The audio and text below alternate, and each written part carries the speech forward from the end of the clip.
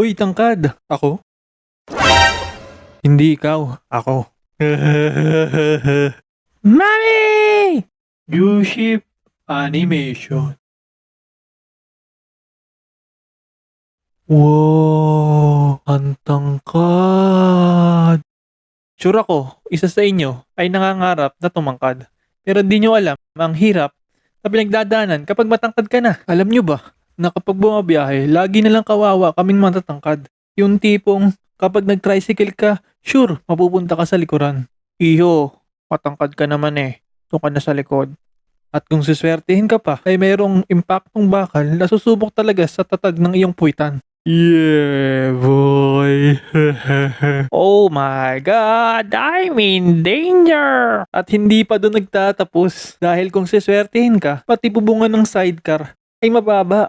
At hindi na lang puwitan ang problema mo. Pati na rin ang spinal cord mong parang bibigay na. At ito pa, kung jajakpat ka naman talaga ay madadaan pa kayo sa napakalubak na daan. Yung parang inasadya ni Manong at mapapakanta ka na lang talaga na hindi ko kayang tanggapin na ako ay puro bukol na. Magkano kaya St. Peter ngayon?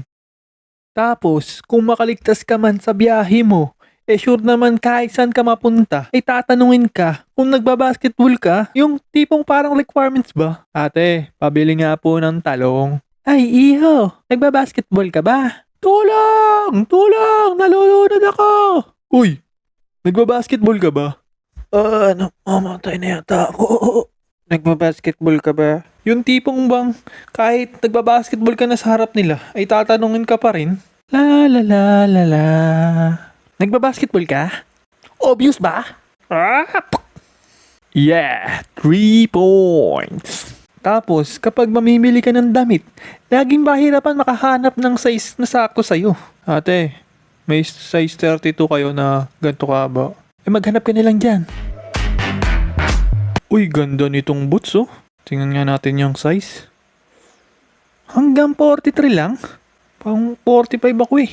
Yung tipong bang kapag matangkad ka, parang wala ka ng karapatan magkaroon ng maayos na damit. Tapos, kung siswertihin ka at makakuha ka naman ng damit na sakto sa'yo, ilang taon lang, maikli na ulit sa'yo.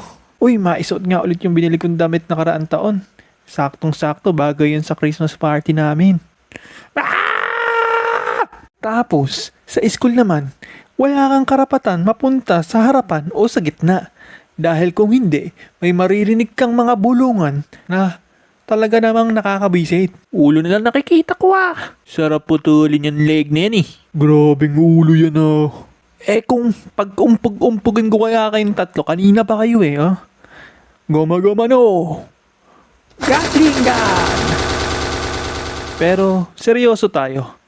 Mapamatangkad ka man o maliit.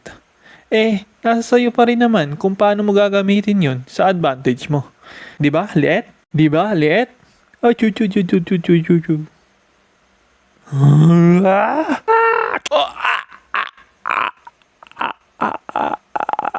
Bye-bye.